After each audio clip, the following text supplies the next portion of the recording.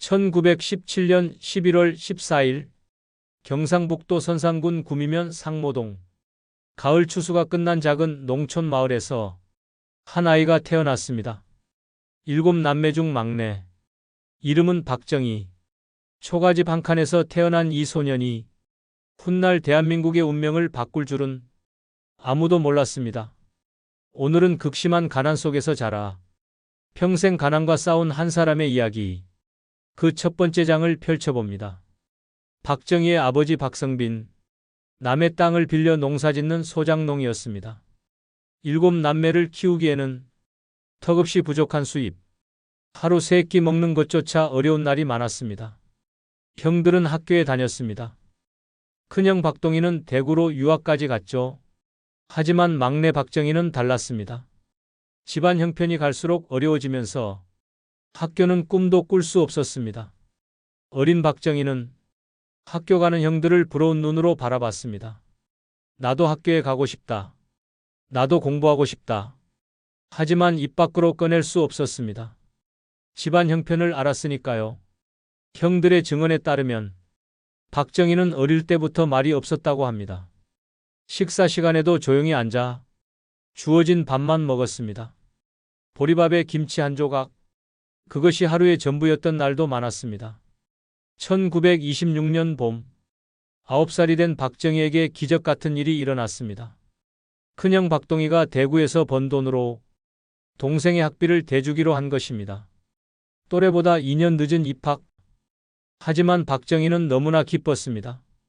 새 학용품은 살 수 없었습니다. 형이 쓰던 헌 책가방과 공책, 그것으로도 충분했습니다. 선생님들은 이 늦깎이 신입생에게 곧 주목하게 됩니다. 수학과 작문 실력이 뛰어났습니다. 특히 암산이 빨랐고 한 번 배운 것은 잊지 않았습니다. 가난했지만 공부만큼은 누구에게도 뒤지지 않았던 것이죠. 아마도 이때부터 공부가 가난에서 벗어나는 길이라는 확신이 생겼을 겁니다. 1932년 3월 보통학교 졸업. 그리고 기적처럼 또 다른 기회가 찾아왔습니다. 대구사범학교 입학시험에 합격한 것입니다. 1932년 봄, 대구사범학교 합격. 이 학교는 가난한 수재들에게는 유일한 희망이었습니다. 등록금이 없고 기숙사에서 먹고 잘 수 있었으니까요. 입학하던 날의 일화가 전해집니다. 형들이 쌀 한 가마니를 메고 박정희를 대구역까지 배웅 나왔습니다. 정희야, 이 쌀로 한 학기는 버텨라. 다음 학기 쌀은 우리가 또 마련하마. 한 가마니의 쌀, 그것이 가난한 집안이 막내 동생에게 줄 수 있는 전부였습니다. 박정희는 그 쌀을 아껴 먹었습니다. 다른 학생들이 3끼를 먹을 때 종종 2끼만 먹었다고 합니다.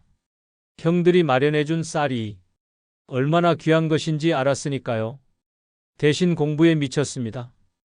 동급생 증언에 따르면 박정희는 새벽 5시면 일어나 교실로 갔다고 합니다.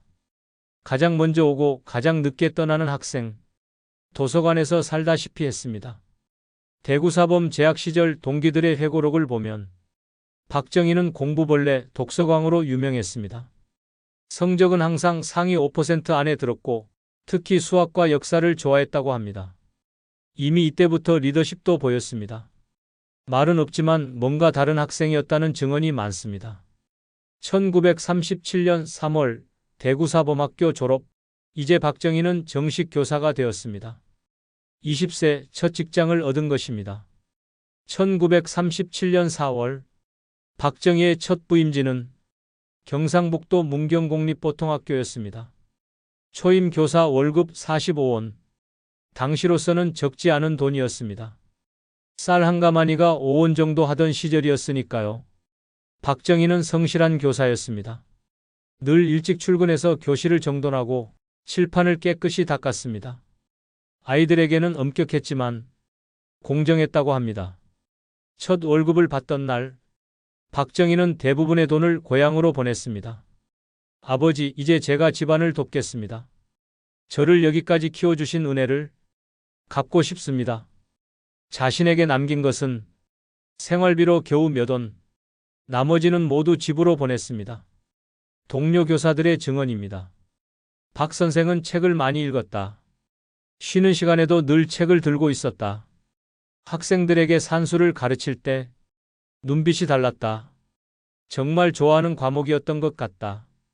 말이 없고 조용했지만 학생들은 따랐다. 뭔가 믿음직한 구석이 있었다. 문경교육청 자료를 보면 박정희는 1937년부터 1939년까지 약 2년 반 정도 교사로 근무했습니다. 하지만 안정적인 교사 생활도 박정희를 만족시키지 못했습니다. 월급 45원, 집으로 30원을 보내고 나면 자신에게 남는 건 15원. 이것으로는 평생 가난을 벗어날 수 없었습니다. 1939년 가을, 박정희의 눈에 신문 광고 하나가 들어왔습니다. 만주국 육군군관학교 조선인 특별선발, 합격하면 장교가 됩니다. 장교가 되면 월급이 교사의 5배, 가족을 부양할 수 있습니다. 동료 교사들은 말렸습니다. 하지만 박정희의 마음은 이미 정해져 있었습니다. 안정과 안주, 그것으로는 가난을 끝낼 수 없었습니다. 더 큰 도전, 더 높은 곳, 그곳으로 가야 했습니다. 1940년 4월, 박정희는 2년 반의 교사 생활을 정리했습니다. 23세 청년의 새로운 도전이 시작되었습니다. 만주, 영하 30도의 혹한, 끝없이 펼쳐진 눈 덮인 벌판. 박정희가 도착한 곳은 상상했던 것보다 훨씬 가혹한 세계였습니다. 만주군관학교의 훈련은 가혹하기로 악명 높았습니다. 새벽 5시 기상, 눈밭에서 구보 1시간, 하루 종일 이어지는 군사훈련, 식사는 하루 2끼, 그마저도 부족했습니다. 그는 악착같이 버텼습니다. 문경에서의 결심을 잊지 않았습니다. 훈련 성적 상위권, 일본어와 군사학 우수, 1941년 일본 육군사관학교로 편입할 기회를 얻었습니다. 만주군관학교 240명 중 단 10명에게만 주어진 기회였습니다. 1942년 도쿄, 박정희는 일본 육군사관학교 57기로 입교했습니다. 조선인 특별선발, 전체 300명 중 조선인은 단 6명, 가난한 소장농의 아들이 엘리트 군인 양성소에 들어간 것입니다. 1945년 8월 15일 해방, 28세의 청년 장교 박정희가 돌아온 조국은 여전히 가난했습니다. 아니, 전쟁으로 더욱 피폐해졌습니다. 6.25 전쟁 후에 한국 국민 1인당 소득 67달러, 세계 최빈국. 어쩌면 자신의 어린 시절과 하나도 달라지지 않은 나라였습니다. 훗날 많은 사람들이 묻습니다. 왜 박정희는 경제개발에 그토록 집착했는가? 어쩌면 답은 간단합니다. 그는 가난이 무엇인지 알았습니다. 쌀 한 가마니의 무게, 첫 월급을 집으로 보내야 했던 마음, 만주 벌판의 굶주림, 이 모든 기억이 한 사람을 만들었습니다. 나는 가난이 무엇인지 압니다. 가난이 얼마나 사람을 비참하게 만드는지 압니다. 우리 국민을 이 가난에서 벗어나게 하는 것, 그것이 제 사명입니다. 박정희의 경제정책을 이해하려면 그의 어린 시절을 봐야 합니다. 잘 살아보세, 새마을운동, 수출 제일주의. 모든 정책이 하나의 목표로 수렴됩니다. 가난 극복, 그것은 개인적 경험에서 나온 절실한 국가 목표였습니다. 소장농의 막내 아들, 쌀 한 가마니로 버틴 사범학교, 첫 월급을 집으로 보내던 젊은 교사, 만주 벌판의 굶주림, 이 모든 가난의 기억이 한 사람을 만들었습니다. 가난을 증오하고 가난을 벗어나는 것을 평생의 과제로 삼은 사람, 그 사람을 이해하는 첫 번째 열쇠, 그것은 바로 가난이었습니다. 다음 영상에서는 새벽 4시에 일어나 하루 2-3권의 책을 읽던 독서광 대통령의 이야기를 들려드리겠습니다. 이 영상에 대한 소감을 댓글로 공유해주세요.